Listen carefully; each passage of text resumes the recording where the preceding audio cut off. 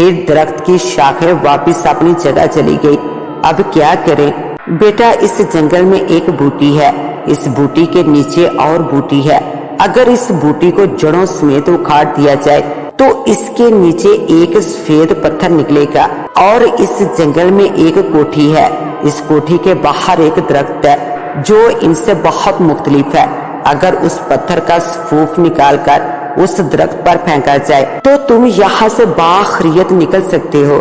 بابا جی کی آواز سنائی دی۔ ہم نے بابا جی کا شکریہ ادا کیا، پھر ہم وہ بوٹی ڈھونڈنے لگے۔ 5 دن کے بعد وہ بوٹی نادر کو نظر آئی۔ ہم نے جلدی جلدی وہاں سے پتھر نکالا اور وہ کوٹھی ڈھونڈنے لگے، آخر وہ بھی مل گئی۔ نادر نے پتھر کا سفوف بنا کر اس درخت پر پھینک دیا۔ سفوف پھینکتے ہی سارے درخت انسانوں کے روپ میں آ گئے۔ انہوں نے ہمارا شکریہ ادا کیا۔ لیکن آپ کو انسانوں سے درخت کس نے بنایا؟ کلثوم نے بڑی معصومیت سے پوچھا۔ میں یہاں کا سردار ہوں، میں بہت ہی رحم دل، کبھی کسی سے کوئی زیادتی نہیں کی تھی۔ پھر یہاں آرتی کی بادرو آ گئی، وہ ہمارے قبیلے میں سے نوجوان لڑکوں اور لڑکیوں کی بلی دینے لگی۔ میں نے اسے گرفتار کروا دیا، لیکن وہ جادوگرنی تھی، اس نے ہمیں آدم خور بنا دیا۔ سردار نے ساری تفصیل بتا دی۔ پھر ہم نے وہاں سے اجازت لی اور آگے بڑھنے لگے۔ 2 دن بعد اچانک آگے دلدل آ گئی اور ہم اس میں دنستے چلے گئے۔ لیکن یہ کیا، نیچے تو ایک دنیا آباد تھی، ہر طرف ہریالی ہی ہریالی تھی۔ ہم آگے بڑھنے لگے۔ کچھ ہی دور گئے ہوں گے کہ ایک طرف سے 10 آدمی آئے جنہوں نے ہاتھوں میں تیر اٹھائے ہوئے تھے۔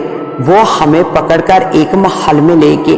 وہ محل بہت ہی خوبصورت تھا۔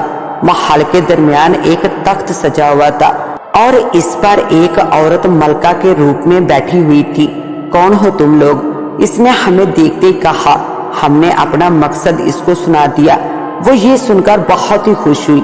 اس نے کہا کہ میں یہاں کی ملکہ ہوں، ہمارے ہاں ایک بیٹے کی ولادت ہوئی، اس کے پاس بہت شکتیاں تھی۔ پھر پتہ نہیں آرتی کو اس کے بارے میں کیسے پتہ چل گیا کہ میرے بیٹے میں شکتیاں موجود ہیں۔ میرا بیٹا ابھی 10 سال کا ہی ہوا تھا کہ آرتی نے اسے کالا جادو سکھانا شروع کر دیا۔ وہ اسے شیطان بنانا چاہتی تھی۔ ہمیں جیسے علم ہوا تو ہم نے اپنے بیٹے کے لیے پہرا لگا دیا۔ وہ جہاں بھی جاتا ہم اس کے ساتھ سپاہی بھیجتے۔ اس نے ہمارے سپاہیوں کو بھی قتل کر دیا، تو ہم نے اپنے بیٹے کو محل میں ہی بند کر دیا اور کچھ سپاہیوں کو نگرانی پر لگا دیا۔ یہ دیکھ کر آرتی کو بہت غصہ آیا تو اس نے میرے بیٹے کو مفلوج کر دیا۔ اتنا ہی نہیں، اس نے بادشاہ کو بھی قتل کر دیا۔ تب ہی ایک بزرگ آئے اور انہوں نے کہا کہ بیٹی صبر کرو، تمہاری دنیا میں 5 لڑکے اور 5 لڑکیاں آئیں گی، وہ تمہارے بیٹے کو صحیح سلامت کر دیں گے۔ لیکن ملکہ عالیہ، ہم کیسے اس کا علاج کر سکتے ہیں؟ کاشف نے ڈرے ہوئے لہجے میں کہا۔ وہ کوئی بیمار نہیں ہے جو تم اس کا علاج کرو گے، پر ہم کیسے اس کو صحیح کر سکتے ہیں؟ ندیم نے پھر پوچھا۔ کوئی نہ کوئی حل نکل آئے گا، کلثوم نے ندیم سے کہا۔ جب تک میرا بیٹا ٹھیک نہیں ہو جاتا آپ لوگ ہمارے مہمان بن کر رہو گے۔ پھر ہم وہی رہنے لگے۔ ہمیں وہاں رہتے ہوئے 8 دن ہو گئے تھے، لیکن ہمیں کچھ حل نظر نہیں آ رہا تھا۔ ایک دن شاہان نے سبا سے وہ کتاب مانگی جو پتھر کے نیچے سے نکالی تھی۔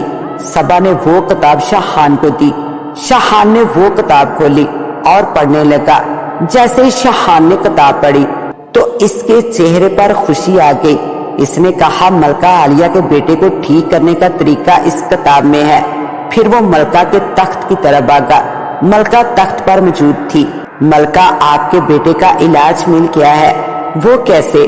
ملکہ نے خوشی سے کہا، آپ کی ریاست میں ایک مندر ہے، اس کے تہہ خانے میں ایک شیطان کا بت ہے۔ اس کتاب میں ایک آیت دی ہوئی ہے، اگر ہم میں سے کوئی آیت پڑھتے ہوئے اس بت کو توڑ دے گا تو آپ کا بیٹا ٹھیک ہو سکتا ہے۔ ٹھیک ہے، ہم ابھی اس مندر کی طرف جاتے ہیں۔ ملکہ نے 100 فوجی اپنے ساتھ لیے اور ہم بھی ملکہ کے ساتھ اس مندر میں گئے۔ مندر کے تہہ خانے میں ہر طرف جالے لگے ہوئے تھے، ہر طرف اندھیرا ہی اندھیرا نظر آ رہا تھا۔ کچھ دیر بعد جب ہم دیکھنے کے قابل ہوئے تو شیطان کا بت ہمارے سامنے کھڑا تھا۔ شاہان نے کتاب کھولی اور وہ آیت پڑھنے لگا۔ جس سے بت پر پتھروں کی بارش ہونے لگی۔ جیسے ہی شاہان نے وہ آیت مکمل کی تو بت ٹکڑوں میں تقسیم ہو گیا اور مندر میں طوفان آ گیا۔ ہم سب باہر کی طرف بھاگے۔ جیسے ہم باہر نکلے تو مندر ایک دھماکے سے اڑ گیا۔ ہم گھوڑوں پر بیٹھ کر واپس محل آ گئے۔ جیسے ہم محل میں داخل ہوئے تو ہماری نظر سامنے پڑی۔ ملکہ کا بیٹا تخت کے پاس کھڑا تھا اور باقی سپاہی اور وزیر بھی ادب سے کھڑے تھے۔ ان کے چہرے پر ایک خوشی تھی۔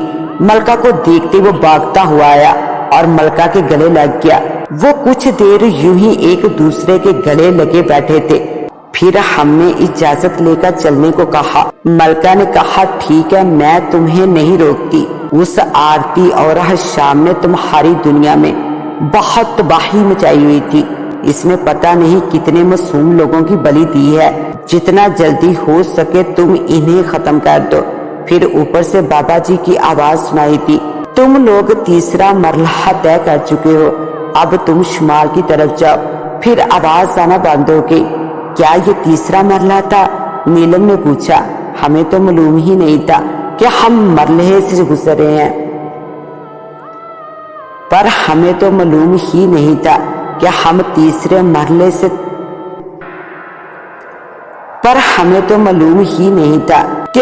تیسرا مرحلہ طے کر رہے ہیں۔ سلمہ نے بڑی معصومیت سے کہا، اگر پتا ہوتا تو یہ مرحلہ کیسے ہوتا؟